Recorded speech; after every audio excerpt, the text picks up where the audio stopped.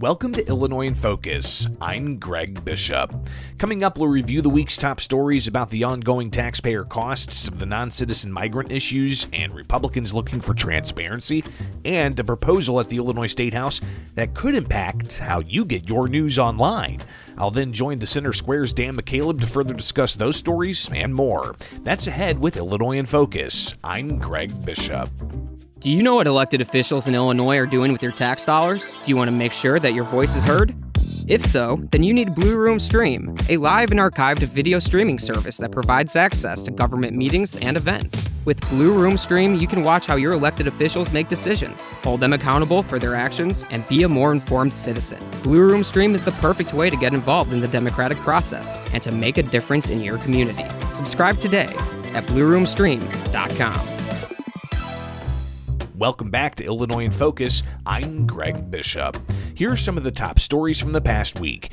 The Illinois Senate Minority Leader said Governor J.B. Pritzker's exploited emergency powers and refuses to answer questions about how much money is being spent on migrant services. Katrina Peterson has more. Senate Minority Leader John Curran said Pritzker has circumvented traditional transparency and procurement procedures. These gimmicks and loopholes make it impossible to know exactly how many tax dollars are being spent on the migrant crisis he created. Curran said a Republican bill, if passed, would force the state agencies to show how much state taxpayer money is being spent on Chicago and would hopefully inspire Chicago to pass an ordinance to be transparent with their residents on how they spend what the state gives them. Pritzker said spending is being done in a cost-efficient manner. My family arrived here with nothing. They were refugees. It was a social service agency that gave them a place to live when they first arrived in Chicago. The Republican bill would require the Illinois Department of Human Services to submit a report to the General Assembly detailing their spending on or before November 15th of 2024. I'm Katrina Peterson. A proposal in Illinois to have social media companies pay media outlets that link to their content is being called a link tax by some, but fair compensation by others. Senate Bill 3591 would set up a structure for news media outlets to negotiate with social media companies to require the platforms to pay for when stories are linked and clicked through. Proponents say it's fair compensation. Opponents call it a link tax. Sponsor of the measure, Democratic State Senator Steve Stottlemyr, said it's not a link tax. They have news content on their feeds. They attract advertising dollars. They get personal information from people that go on their sites. But however, they don't compensate local news publishers who create that content. Republican State Senator Neil Anderson said there are other ways to help out local journalism with tax credits, but he called Stottlemyr's measure, quote, socialism. So it is, in fact, a tax on Meta or Google because they're not gaining anything by putting it up there, and they're just going to stop doing it. The measure remains in committee. Those are the top stories from the past week from Illinois. Find more online at thecentersquare.com. Coming up for Illinois in Focus, I'll join the Center Square's Dan McCaleb to further discuss the news. This is Illinois in Focus, a production of America's Talking Network. I'm Greg Bishop. Tired of being in the dark about what happens day to day under the dome in Springfield? Do you want to be more informed in the decision-making process? If so, you need Blue Room Stream, a live and archived video streaming service that provides access to government meetings and events. With Blue Room Stream, you can watch elected officials in action, holding them accountable, and having your say on issues that matter most to you. Blue Room Stream is the perfect way to stay informed about Illinois state government and to be a more engaged citizen. Become a subscriber today at blueroomstream.com. Greetings and welcome to Illinois in Focus, powered by the Center Square. I'm Dan McCaleb, Chief Content Officer at the Franklin News Foundation, publisher of the Center Square Newswire service. We are recording this on Thursday, March 7th. The Chicago Teachers Union is preparing for new contract negotiations with the city. CTU's current collective bargaining agreement with the city expires in June. And if a summary of the proposals obtained by the Illinois Policy Institute and comments made this week by Chicago Teachers Union President Stacy David Gates are to be believed, Chicago taxpayers could be on the hook for significant new costs. Joining me to discuss this is Greg Bishop, the Center Square's Illinois Capitol Bureau senior reporter and editor. Greg, tell us about what we reported at the centersquare.com this week. Yeah, so Stacy Davis Gates, the Chicago Teachers Union president, spoke to the City Club of Chicago and the issue of the collective bargaining agreement, and the discussions between the city and the union came up, where she tossed the number out, $50 billion. And she said that we're asking you to give us an opportunity to tell our story. It'll cost $50 billion and 3 cents. Now, whether or not she was joking or if that's going to be the actual cost of the contract, I guess we'll see when the details come out. But as you know, Dan, covering government for as long as you have and as long as I have, these contract negotiations are behind closed doors, and we may see some proposals leak out from time to time. A lot of the details tend to stay close to the vest before they're actually finalized. And what makes these negotiations unique, maybe is the word to use, is that Chicago's mayor, the school district, the union, negotiates with the city. And Chicago's mayor is a former, is a close ally of the Chicago Teachers Union. Used to work there. The Chicago Teachers Union during last year's campaign largely financed Mayor Brandon Johnson's campaign, so they're close. How does that impact negotiations between the CTU and the city, do you think? Yeah, I think definitely there seems to be the question of, and a cloud of, hey, you scratch our back, we'll scratch yours, right? I mean, the CTU helped out Johnson in his reelection or in his election campaign to become the mayor. So people are asking that legitimate question of, is the mayor going to give CTU what they want because they backed him politically in that contested election? So clearly there's a lot of economic impact of this particular upcoming contract that's going to directly impact taxpayers. But you've also got to think about what the outcomes have been thus far. And when it comes to, evaluations of students' progress in reading and math, there's a lot of Chicago schools right now where children just are not performing at grade level on a whole host of different topics. So whether or not you have an increased contract with a whole host of benefits going to teachers, is that actually going to lead to better outcomes for the students? Some people may continue to be skeptical on that.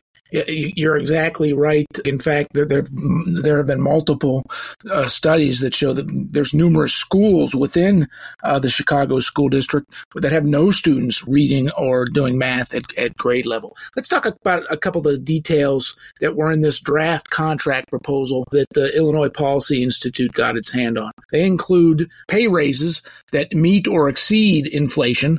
Of course, inflation over the last few years, dating back to the last contract, the cost of everything has gone up significantly. Some costs up 20% during that time. And this was a strange one. Money for teacher housing assistance in the city. Greg, tell us about that.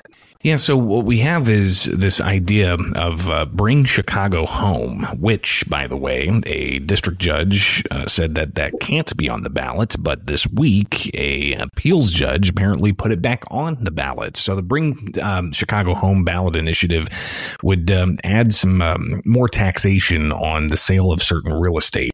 And the mayor has said that he's hoping to use that money for addressing homelessness.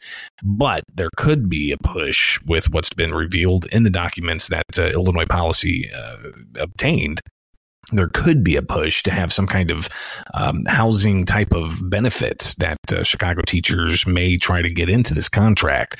So that's one element of this proposal that seems to stick out quite a bit. Greg, I want to also take a look at some current statistics before a new contract is negotiated. WirePoints, a Chicago-based government watchdog group, put out some specific data in response to this leaked contract document and Gates's comments. The average teacher salary in Chicago currently, this is not the high end, it's the average teacher salary, is currently just shy of $100,000 annually at $97,757,000. The average second-year teacher, so a young, inexperienced teacher, is already at $72,888 By comparison, I'm talking about this $97,757 figure, which the average CPS teacher makes.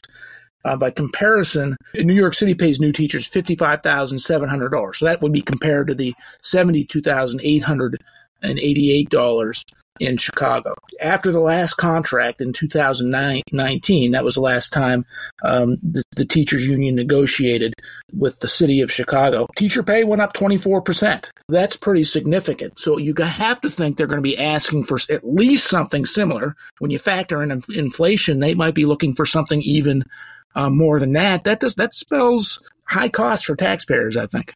Yeah, and is the taxpayer getting a good bang for the buck, right? I mean, if you look at statewide, the average cost per pupil in Illinois, it's about $16,000. Now, if you go down south in Illinois, you might find a school district that costs $6,000, $7,000, $8,000 per student. But in Chicago, it's upwards to $20,000 plus, maybe $30,000 per pupil. You can imagine that those costs would definitely increase if indeed they get a drastic increase in pay for teachers. While you've also got to consider the facilities. Well, they have to divert some maintenance or push off updates to the facilities if indeed they're having to increase pay considerably. So there's a lot of economic factors they've got to work in whenever they're having these ongoing conversations. Well, listeners can keep up with developments on these ongoing negotiations at thecentersquare.com. In other news this week, State Representative Ryan Spain, a Republican from Peoria, he's joining forces with former Democratic Governor Pat Quinn. They're introducing a constitutional amendment aimed at overhauling the state's ethic laws. The measure is House Joint Resolution Constitutional Amendment 19. Tell us about what the resolution would do if it passes. So this measure ultimately would allow for citizens to have more say in ballot initiatives. As it is right now, a lot of the ballot initiatives that are attempted from the citizen, they get blocked. And what they're wanting to do is to make that process easier so that people can actually bring up legislation and laws that they feel would better suit their needs, especially when it comes to ethics. So Pat Quinn has for years, he became governor because of a huge ethics scandal back in 2009, if you recall. Yep. Former Democrat Governor Rod Blagojevich, during the transition of U.S. Senator Barack Obama becoming president, that opened up Illinois' Senate seat, and federal prosecutors ultimately convicted Blagojevich of corruption around what they said was Blagojevich trying to benefit personally from selling the open Senate seat. Well, after Blagojevich was arrested, ultimately that opened up that seat, and the lieutenant governor at that time, Pat Quinn, became governor. And he did say that he was able to get some ethics reforms at that time. But of course, he also pointed to during his tenure as governor, somebody else was a very powerful figure in Illinois, and that was former Illinois House Speaker Michael Madigan. So while Quinn says back then in 2008, 9, 10, and on, until Quinn was beat by former Governor Bruce Rauner in 2014, Quinn said that he had a hard time even getting Mike Madigan to recognize the need for ethics. But now, with the looming trial of Madigan on a nearly 10-year-long bribery scheme, you've got the ongoing calls for more ethics reforms.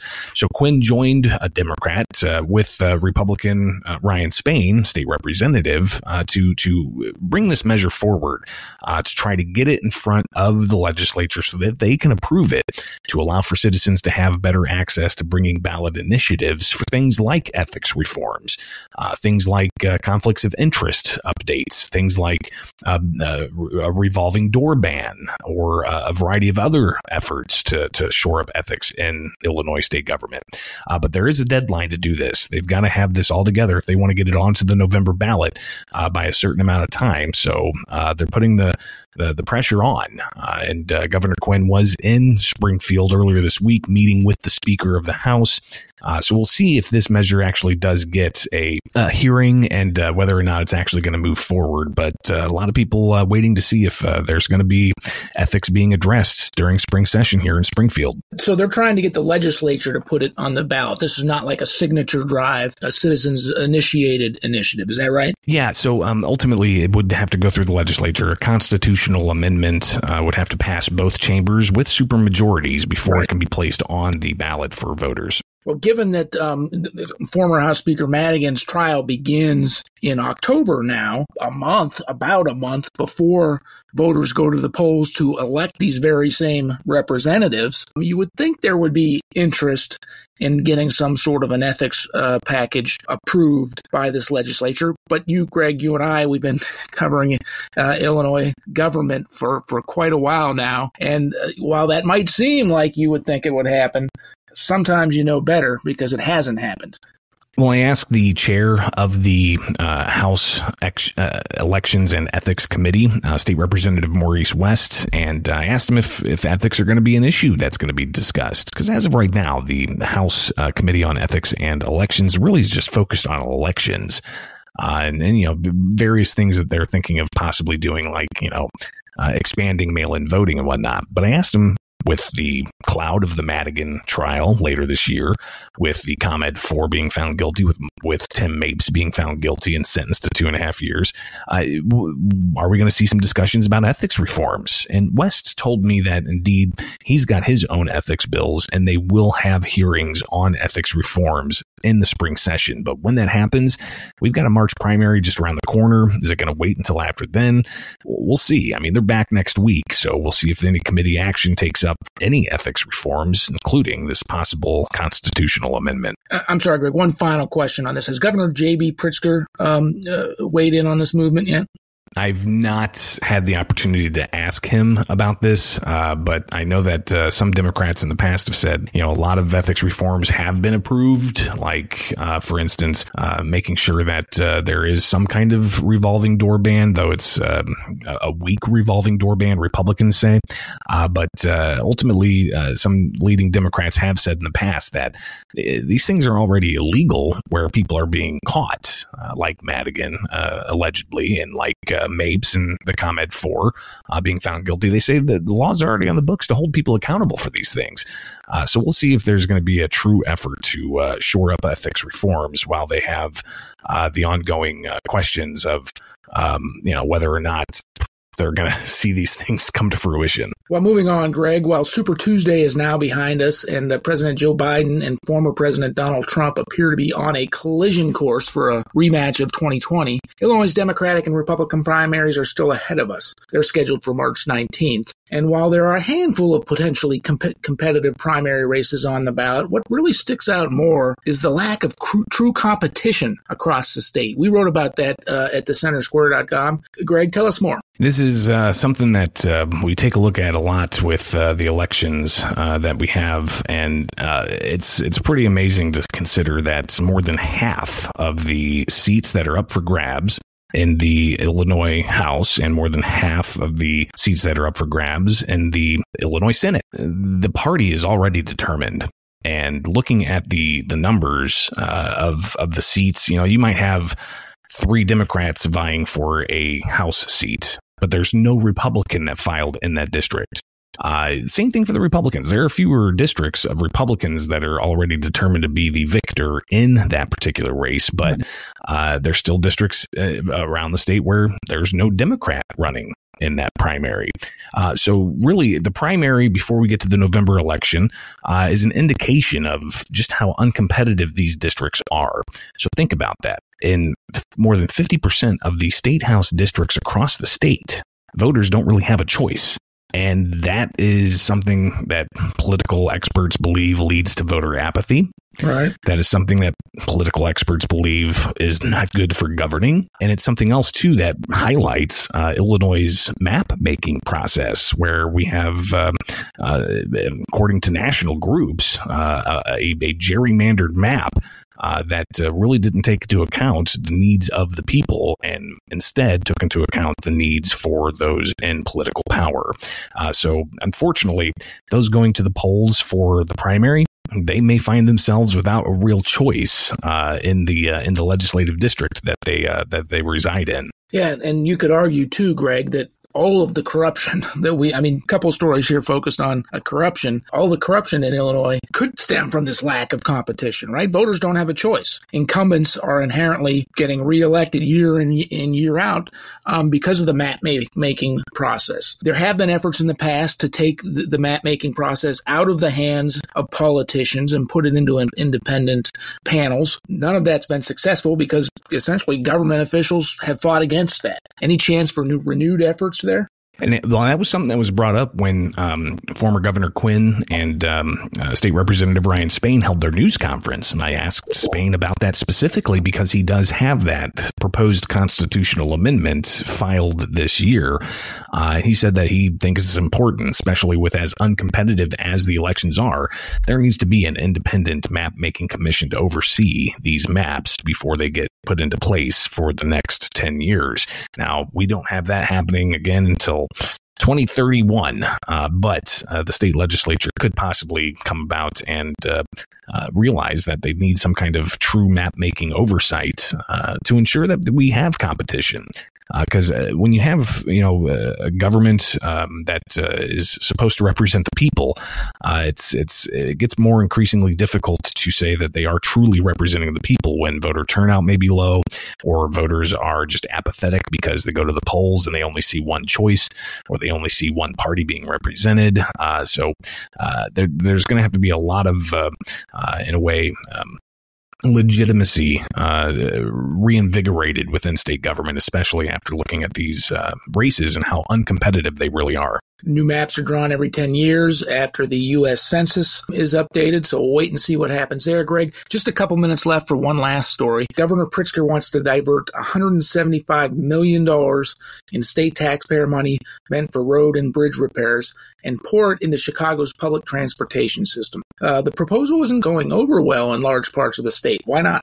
So if you recall, back in 2019, there was the Rebuild Illinois program that was bipartisan. Republicans and Democrats voted on this, and it doubled the gas tax. It increased gas taxes every year linked to inflation. It did a whole bunch of other things with gambling revenue, and it was meant to spend $40+ billion on roads and bridges and even on public buildings across the state.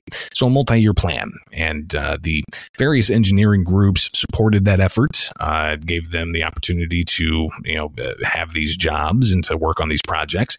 But the governor's proposal here would take some of that road money and shift it to public transit up in the Chicagoland area for things like buses or for Metra.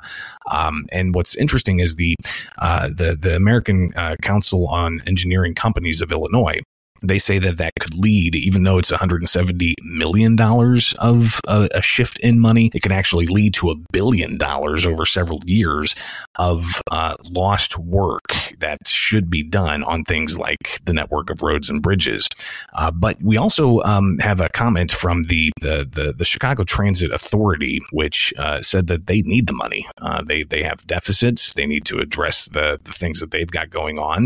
But one thing that's clear is ridership. Still very much an issue. You've got the Chicago Transit Authority saying that ridership topped 1 million for 27 days last year, but numbers are still over 50% short of pre-pandemic levels. Again, shifting money to a transit authority that doesn't have a huge ridership while diverting money from road projects across the state. Obviously, you've got a lot of pushback on that idea and other proposals in the governor's budget. So it's just a proposal at this point, but they've got until May 31st to approve some kind of plan in order to get it across the finish line with simple majorities for the budget year that begins July 1st.